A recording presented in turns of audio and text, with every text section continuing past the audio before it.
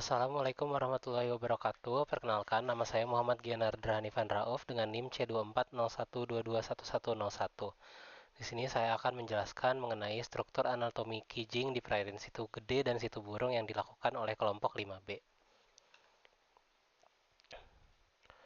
Untuk latar belakangnya, kijing adalah hewan jenis moluska yang hidup di dasar perairan, terutama perairan air tawar dan termasuk dalam kelompok hewan yang penyaring makanan atau filter feeder.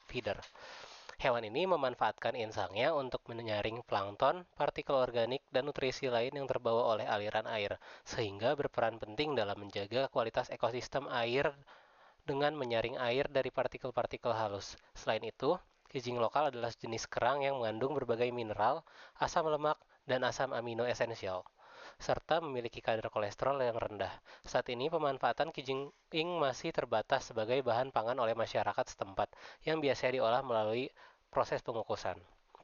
Kijing juga memiliki ciri khas berupa tubuh bilateral, lunak dan tidak bersegmen, dan dilapisi oleh mantel. Hewan ini bernapas menggunakan paru-paru atau insang dan memiliki cangkang simetris di kedua sisi. Kijing hidup di perairan tawar dan merupakan filter feeder yang memperoleh makanan dengan menyaring air di sekitarnya. Untuk tempatnya ada Situ Burung dan Situ Gede. Kedua danau ini merupakan danau yang ada di Kota Bogor, Jawa Barat. Kedua danau ini penting secara ekologi dan ekonomi. Danau ini digunakan untuk irigasi, perikanan, wisata, dan kebutuhan domestik. Namun, Situ Gede menghadapi tantangan lingkungan seperti pencemaran logam berat akibat aktivitas manusia. Kijing Taiwan di sana digunakan sebagai bioindikator untuk menilai kondisi perairan karena struktur anatomi dan morfologi. Studi bioekologi kijing membantu memahami potensi eksploitasi, regenerasi, dan reproduksi yang penting untuk kelangsungan hidupnya. Untuk tujuan dari penelitian ini yaitu untuk mengetahui struktur anatomi dan morfologi kijing, lalu menghitung soft tissue index, body condition index, dan meat yield. Untuk analisis datanya, yang pertama ada soft tissue index atau STI, yaitu soft tissue index wet weight yang masih basah dibagi dengan mental weight mantel yang basah dikali 100%. Lalu ada body condition index, yaitu total berat dibagi luas dari kijing tersebut lalu dikali 100%. Dan yang terakhir ada meat yield, yaitu wet meat yield, eh, daging basah, berat daging basah dibagi dengan total berat, lalu dikali dengan 100%. Untuk alat dan bahannya, yang paling penting yaitu biota yang akan diuji, yaitu kijing. Lalu ada alat bedah, penggaris, jangka sorong, dan timbangan. Untuk prosedur analisisnya, yaitu pertama mengukur morfometrik kijing, yaitu panjang, lebar, dan tebal. Lalu timbang bobot total kijing, lalu dibedah, lalu digambar biota kijingnya dan terakhir pisahkan mantel dan timbang bobot basah tanpa cangkang dan daging. Untuk hasilnya, ditemukan bahwa STI Soft Tissue Index di kedua danau memiliki nilai yang sama yaitu 12,66. Lalu untuk yang kedua BCI di Situ Gede sangat tinggi yaitu 37,08 dan Situ Burung yang lebih kecil 10,78. Dan mid yield-nya untuk di Situ Gede lebih tinggi dengan angka 24,54, lalu Situ Burung 22,62.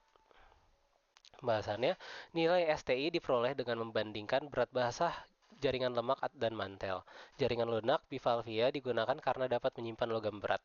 Hasil menunjukkan kijing di Situ Gede dan Situ Burung memiliki kerentanan toksikan rendah, yaitu di bawah 50%.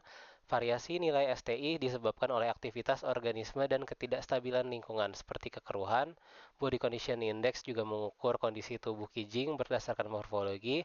Nilai BCI tinggi, yaitu di atas 35%, menunjukkan kijing sehat, sedangkan nilai BCI rendah di bawah 25% menunjukkan kijing kurus. Terutama pada kijing besar, kondisi kijing kurus di Situ Burung mengindikasikan kurangnya makanan dan nutrisi. Pertumbuhan kijing dipengaruhi oleh makanan, suhu, umur, dan zat hara. Meat yield digunakan untuk mengetahui tingkat stres kijing Taiwan.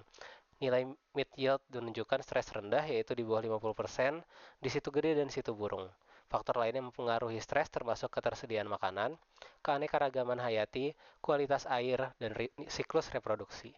Meskipun STI dan dan MY baik, nilai BCI rendah menunjukkan kondisi habitat yang kurang baik di Situ Burung dan Situ Gede, sehingga diperlukan strategi pengelolaan yang efektif. Untuk kesimpulannya, nilai STI menunjukkan kerentanan toksikan rendah pada kijing meskipun ada variasi karena faktor lingkungan. Nilai BCI rendah mengindikasikan kijing kurus dan kurangnya makanan di situ burung dan situ gede. MY menunjukkan tingkat stres rendah, menandakan kondisi perairan yang mendukung pertumbuhan kijing. Secara keseluruhan, meskipun nilai STI dan MY baik, rendahnya BCI menunjukkan perhatian pada ketersediaan makanan dan kualitas habitat di situ burung dan situ gede, serta strategi pengelolaan yang efektif. Untuk daftar pustaka bisa di-scan di sini. Terima kasih telah mendengarkan. Assalamualaikum warahmatullahi wabarakatuh.